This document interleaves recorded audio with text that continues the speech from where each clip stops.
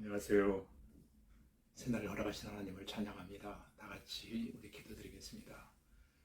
좋으신 아버지 하나님, 이 아침에도 변함없이 우리에게 새 생명을 선물로 허락하시고 다시금 말씀과 기도와 찬송으로 또다시 하루를 열어갈 수 있도록 은혜 베풀어 주시오니 감사합니다. 이제 세미하신 그 음성을 기다립니다. 주님 말씀하여 주시옵소서.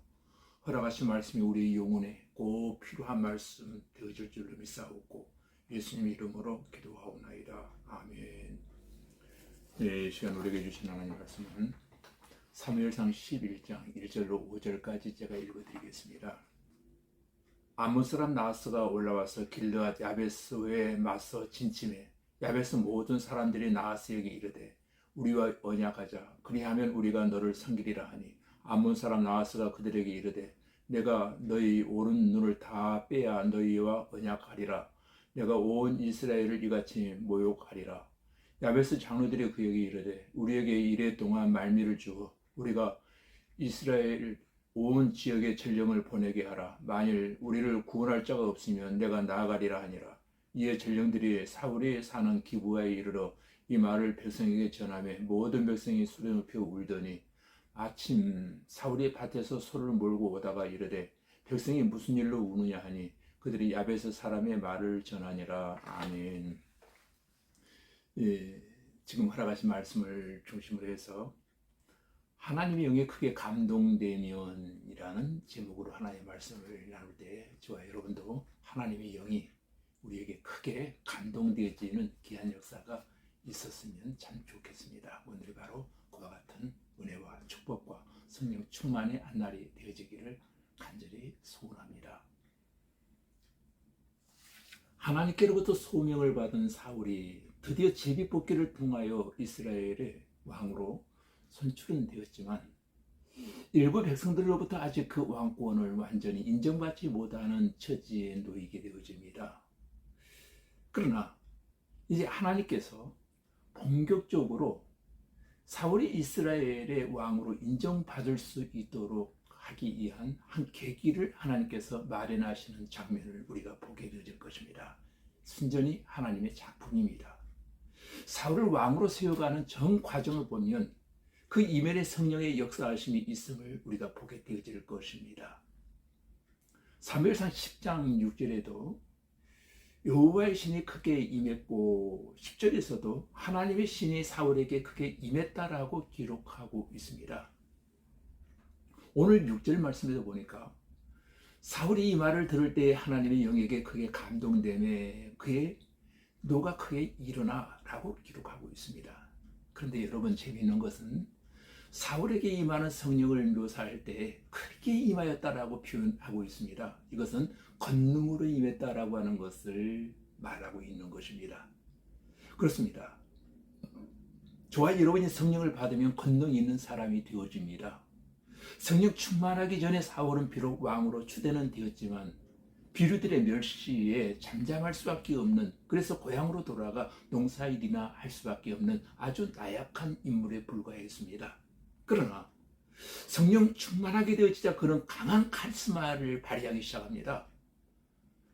능력 있는 인물로 변신하기 시작합니다. 리더십이 출중하게 뛰어나기 시작합니다. 성경에 이런 예를 우리가 자주 볼 수 있습니다. 성령 충만하기 전에 예수님의 제자들은 자기의 목숨을 보존하기 위하여 도망치기에 급급하였습니다. 그러나 예수님의 제자들이 오순절 성령 강림으로 인해서 성령 충만하게 되었을 때 그들은 완전히 다른 사람으로 변신되어 있었던 것을 우리는 너무 잘 알고 있습니다. 그들은 더 이상 죽음을 두려워하지 않았습니다. 사내들은 공회가 예수 그리스도의 복음을 전하며 목숨을 부지할 수 없다고 협박하기도 하지만 사도들은 이렇게 말했습니다. 그 내용이 사도행전 4장 19절로 20절에 나와 있죠. 베드로와 요한이 대답하여 이르되 하나님 앞에서 너희의 말을 듣는 것이 하나님의 말씀을 듣는 것보다 옳은가 판단하라.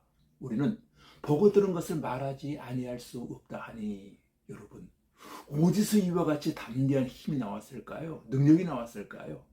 성령 충만입니다. 사도 바울이 그렇게 혁혁한 성경의 열매를 맺을 수 있었던 것은 100% 헌신된 사람이었기 때문에 가능했던 것입니다. 어떻게 하면 100% 헌신된 삶을 살아갈 수 있을까요? 성령 충만해야 가능합니다. 성령 충만은 목회 영역에서만 필요한 것이 아닙니다. 성령 충만은 모든 영역에서 필요합니다. 의사를 잘하려면, 교사를 잘하려면, 사업을 잘하려면, 학업을 잘하려면 성령 충만해야 합니다. 그러면 일이 잘 됩니다. 사실 우리의 신앙생활은 하나의 전쟁입니다. 즉, 우리를 쳐서 패배시키려는 사단과의 영적 싸움의 연속입니다. 이게 우리 싸움이에요. 따라서 성경은 이 영적 전쟁에서 승리하기 위한 비결을 여러 곳에서 가르쳐주고 있습니다. 그중 본문에서 이스라엘과 암몬과의 전쟁을 통해 오늘날 우리 성도들이 배워야 할 영적 승리의 비결을 우리가 발견하게 되어집니다. 여러분, 그 비결이 무엇입니까? 6절에 보니까 사울은 하나님의 신에 크게 감동되었다라고 기록하고 있습니다. 우리도 그렇게 되어지기를 바랍니다. 따라서 사울에게 임한 성령의 감동이 암몬과의 전쟁에서 승리할 수 있는 하나의 원동력이 되었던 것입니다. 이 같은 신뢰는 이스라엘의 사사였던 삼손의 삶에서도 우리는 발견하게 되어집니다. 즉, 그가 자기 민족들의 철천지 원수였던 블레셋과의 싸움에서 매번 승리할 수 있었던 그 비결도 성령이 함께 하셨기 때문에 가능했던 것입니다. 이와 마찬가지로 오늘날 성도들의 영적 싸움에서의 승리의 비결도 성령의 도우심을 입는 것입니다. 즉, 성령의 강건하는 힘으로 인해 우리 영혼이 충만하게 되어야 하는 것입니다. 그 이유는 뭡니까? 우리의 싸움의 본질이 뭡니까? 혈과 육의 싸움이 아니라 악한 영들과의 싸움이라는 사실을 잊지 마십시다. 그러므로 신앙의 삶에서 승리하기를 정말로 우리가 원한다면 성령 충만을 받아야 하는 것입니다. 사모하는 모든 분들이 그렇게 되기를 바랍니다. 우리가 성령 충만을 받으면 꼭 세 가지 현상이 일어나게 됩니다. 성령 충만하면 드림, 곧 꿈을 갖게 되어집니다. 두 번째, 성령 충만하면 드라이브, 추진력 있는 사람이 되어집니다. 세 번째, 성령 충만하면 드라마틱한 아주 극적인 삶을 살게 되어집니다. 이것을 일컬어 어떤 학자는 말하기를 뉴 3D 현상이다라고 말하기도 합니다. 사울은 오늘 낙심하고 용기 없고 자신감 없고 희망 없는 우리의 모습을 대변하고 있지 않습니까? 그러나 성령 충만하자 사울은 강력한 카리스마를 지닌 인물로 변신하게 되어집니다. 우리는 여기서 도전을 받습니다. 사랑하는 성도 여러분, 성령을 인정하십시오. 성령님을 환영하십시오. 성령님의 역사를 기대하십시오. 또 성령님의 충만을 사모하시기를 주님의 이름으로 축복합니다. 다 같이 기도하겠습니다. 아버지 하나님, 우리 성령 충만한 하나님의 사람이 되게 하여 주시옵소서.